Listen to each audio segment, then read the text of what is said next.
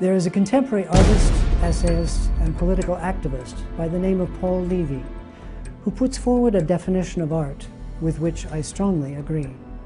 And I quote, "A true work of art invites us into an intimate relationship, not only with the work of art, but with ourselves as well. For the purpose of art is not to entertain us, medicate us, and make us feel better, but to liberate us and reveal our intrinsic freedom. Art is therefore a unique manifestation of the divine, in which we are invited to participate, a life-changing act in which it manifests through us, and we and our world become transformed in the process." There is another artist, a writer actually, by the name of Antoine de Saint-Exupéry, who speaks through the title character in his classic tale, The Little Prince. He says, "It is only with the heart that one can see rightly. What is essential is invisible to the eye." Both of these statements seem to resonate most appropriately when applied to the works of G. Mark Mulleian. Since my studies in art history at Manchester University in England, I've not come across works by any other artist which combine technical skill with aesthetic and conceptual complexity in such a disarmingly subtle way. His paintings range in subject matter from scenes depicting seemingly simple moments in time, random glimpses of objects or articles lost or left behind, visual meditations on the sweetness of impermanence, images expressing quiet longing or regret that go far beyond a simple nostalgic remembrance of things past, into a realm of catastrophic implication and transcendent meaning for the present and the future. But always in these simple scenes, there is a mystery, an almost irresistible invitation to reverie, reflection, and ultimately to transformation. What is immediately most striking about his work is the technical realism, some might even call it hyperrealism, the photographic authenticity of objects and settings. There is an immediate recognition of the visual truth of these objects, a sort of reality factor, and one is immediately drawn into the psychological and emotional field of the work. In all of Mulleian's paintings, as in Japanese haiku, the universe is reflected in the single, the small, but especially in the humble, simple things. And in this characteristic, there is a mystical, often prophetic quality that permeates his work. Perhaps the real key to appreciating Mulleian's painting is an understanding from the outset that what at first appears as a simple image is, throughout, like encountering a riddle, the visual equivalent of a Zen koan.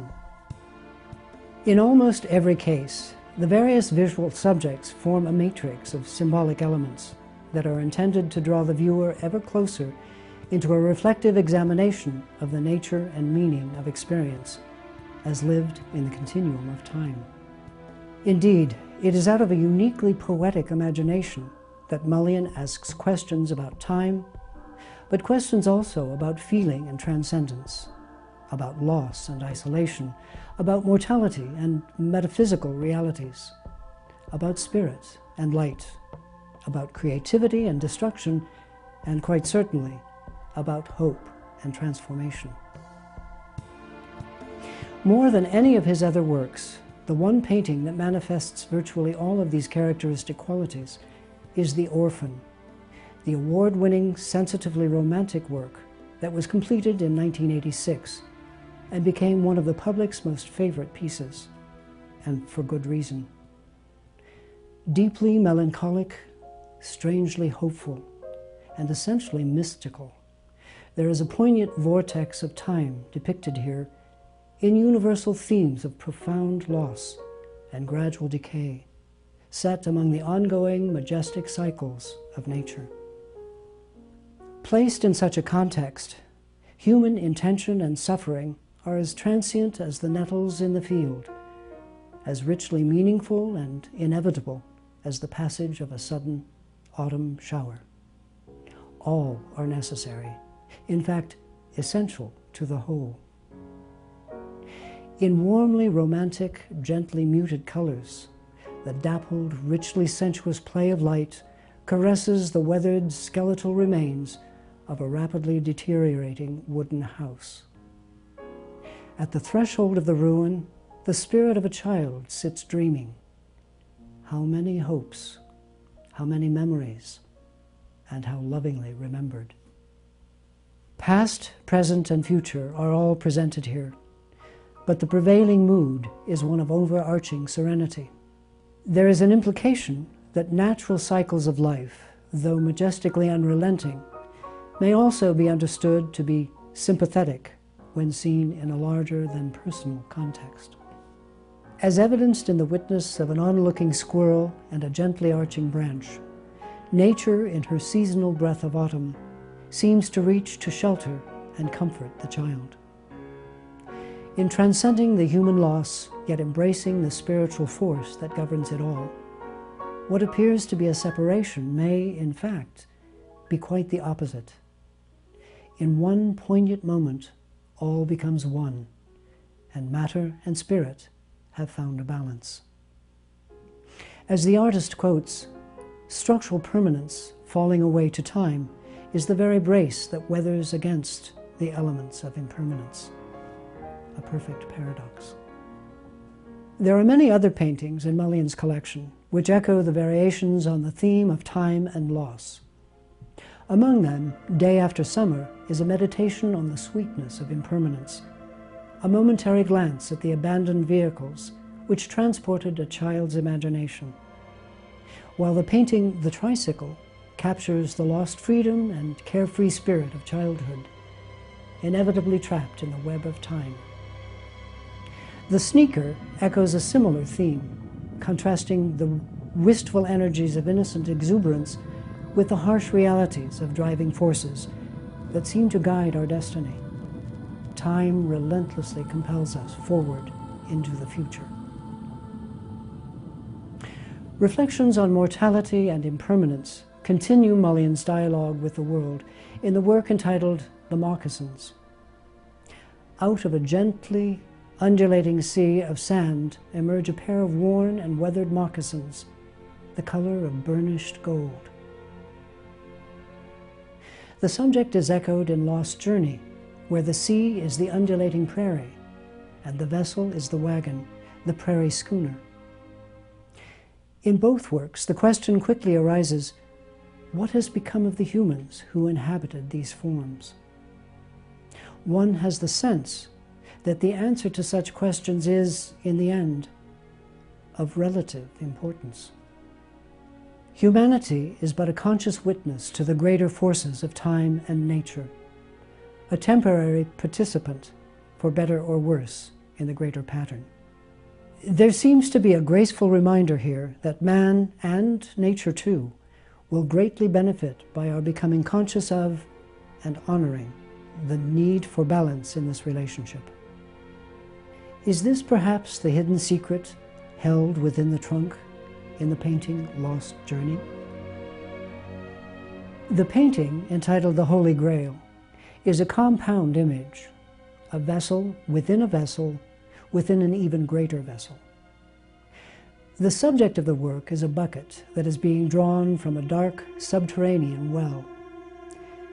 In innumerable myths and fairy tales, the well is the gate to the underworld, the domain of the primordial womb of life. So it appears that what is being drawn from this well is not simply water, but a goblet containing a supernatural light emanating from its center. At its most obvious level, the bucket itself might be seen as a symbol for neglected human intentions. Someone is attempting to draw sustenance from the well, apparently without considering the futility of their actions, given the neglected state of the bucket. Logically, drawing water with a leaky bucket is an irrational act. But astonishing good fortune is honoring the gesture of faith. At this level, the painting is depicting an act of providence, and as such, is a statement of faith that, in spite of himself, man is protected and provided for by benevolent, intangible forces. But the question arises, will the goblet still be there once the bucket reaches the surface? Simple logic would answer yes. The potential is there if one is interpreting literally. But the reason the artist places the goblet under the water is to imply that the image is somehow a property of the water itself. Hence, if the water drains from the vessel as it's raised, there will be no goblet. This version of visual refraction, the apparition effect, is meant to imply a clear distinction between matter and spirit, corporal and ideal, which, of course, invalidates the literal interpretation. Interpreting at the deepest level, the well is the vast, unlimited reservoir of the unconscious. The water itself is a symbol of the contents of the unconscious, a medium for the transmission of meaning. The bucket represents the effort it takes to draw out the contents, and the goblet, the grail, is the symbol for the greater intellect, that is, intuitive cognition, which tries to grip the light. One tries to understand, but finite conscious intellect alone cannot completely grasp the full meaning of true, absolute knowledge, a dynamic property of spiritual energy. From the artist's standpoint, all energy is spirit. So here in this compound image is both problem and solution in one unassuming frame. The themes of destruction, creativity, and transformation are explored in the painting Dies Irae. Dies Irae is perhaps Mulleian's best-known work, and likely the most timely in its implications in relation to the world's contemporary political realities. It is also one of the most complex in terms of conception, composition, and symbolic representation, a painting of symphonic, even biblical dimensions. Although the idea of Dies Irae was first conceived in 1968 and later painted in 1987, the import and implications of Dies Irae have never been more relevant than now. The title, Dies Irae, is derived from the text of a medieval Latin hymn describing the Day of Judgment or Wrath of God. The inherent message in the hymn might seem a fitting phrase describing the painting's version of Earth's transformation into hell. There are, however, a number of other symbolic elements at work within the piece, such as the eagle, the vineyard, and the river, all of which suggest that the vision is more prediction than a prophecy. The subject is man, clearly dominating the very center of the painting, here presented in a symbolic form as a fetus. The present context is that of imminent extinction, for what is represented in the distance is a nuclear conflagration. As in so many of Mulleian's previous works, light is the central unifying principle at the heart of the painting, both in terms of the painting's composition and certainly in terms of its meaning. There are two sources of light in the painting, one being the nuclear blast, the other, as though being born ironically out of the blast, a starburst of brilliant light about a quarter of the distance from the top.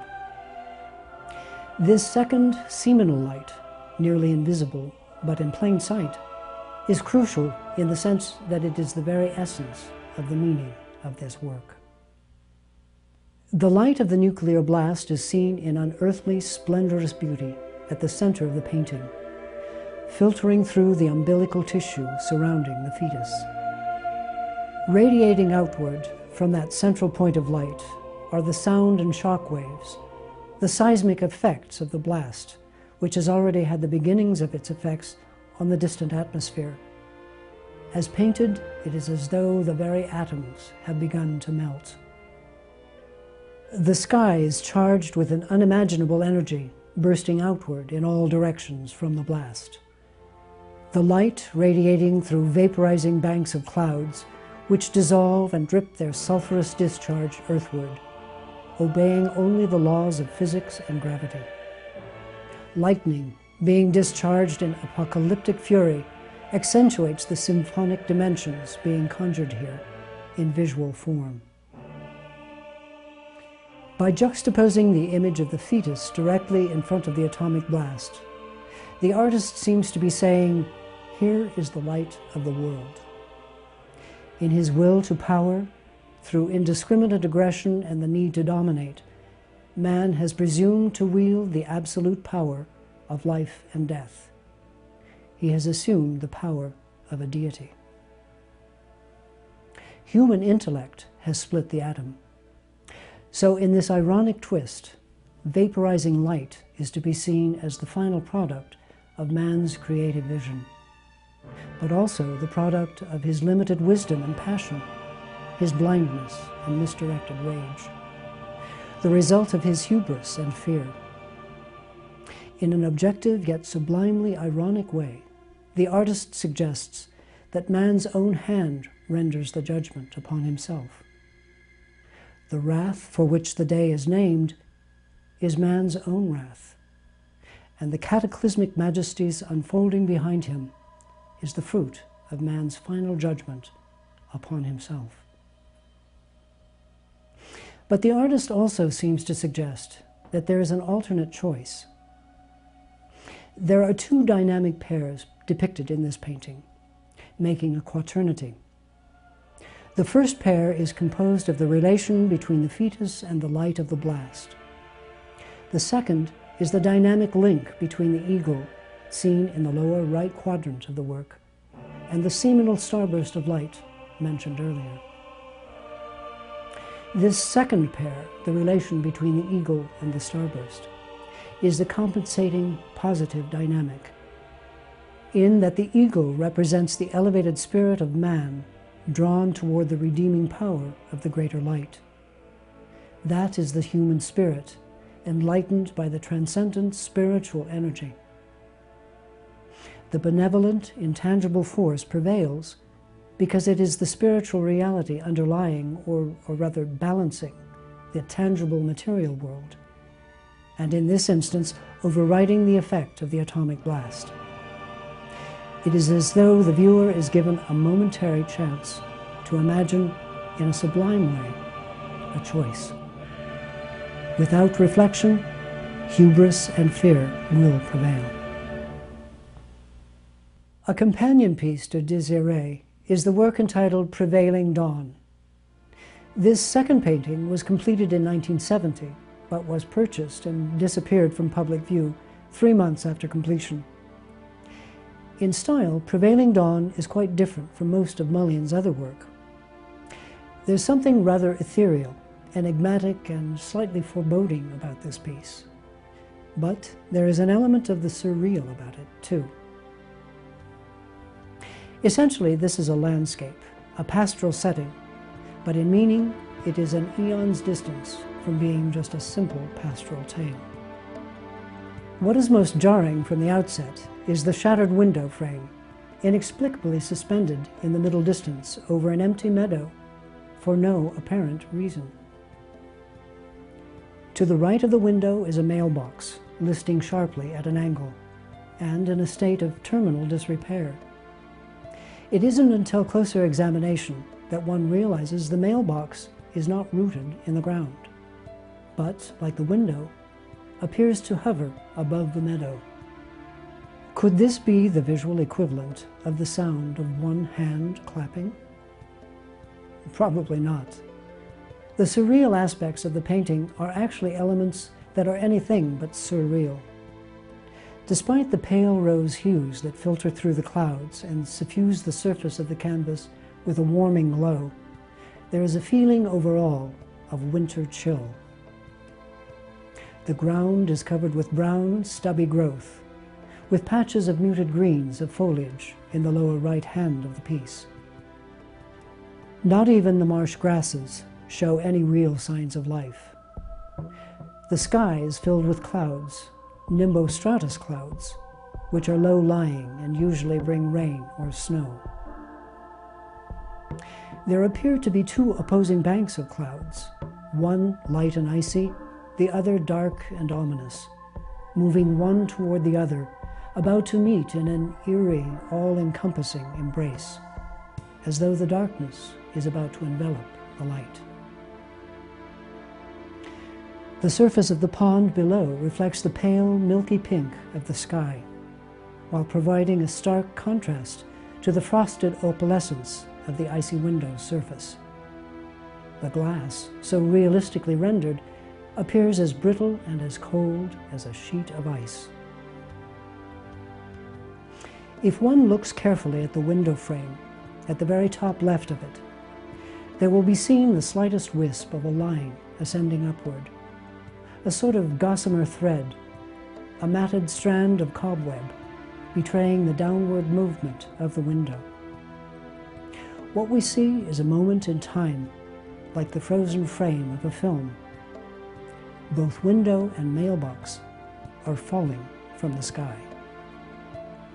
This is a picture of a post-apocalyptic moment, the frozen moment in time which reveals the first signs of a cataclysmic blast. The window and the mailbox are part of the first wave of debris jettisoned skyward from the area surrounding the epicenter of the blast. Essentially, we see here the volitional fallout of the hubris of mankind.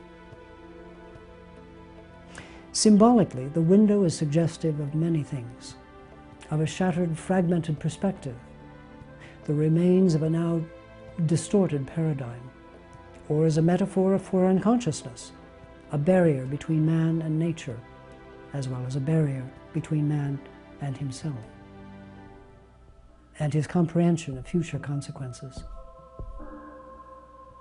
The window is neither useful as a clear perspective, nor as a protection from the harsh realities of the elements, nor prevailing circumstances. Likewise, the mailbox represents the message not received. Is the artist suggesting, in this pastoral setting, a reflection of man's destiny, or rather a reflection on man's destiny? This is a warning tale that is also a commentary on the potential for environmental disaster because of the poisoning of the atmosphere in whatever form it may take, nuclear, chemical, or biological. As with the question of radiation and nuclear night on a global scale, or the melting of the ice caps, disappearance of the rainforests and the ozone layer, toxic poisoning of the seas, the political posturing and economic greed resulting in global warming and species extinction can be as destructive as naked imperial aggression. A message that was previously emphasized in his 1969 painting, Forsaken Paradise, and later in his painting entitled The Calendar 2047. But here, the central secret as to the meaning of this work lies within its composition, within the sum of all its parts. There are structural intersecting lines, all leading to the center of the work. The angular outlines of the opening in the clouds, the gently arching line along the knoll below them, the edge of the pond extending from lower left to center, the vanishing point of the open mailbox, the bottom edge of the window, all point inward. Likewise, at the very bottom of the work, just to the right of the center, is a secret passageway, presented in the form of a gnarled, meandering strand of barbed wire. Almost subliminally, it draws us in as it undulates its way toward the center. And there, hidden in plain sight, at the very center of the work, is the spirit of it all.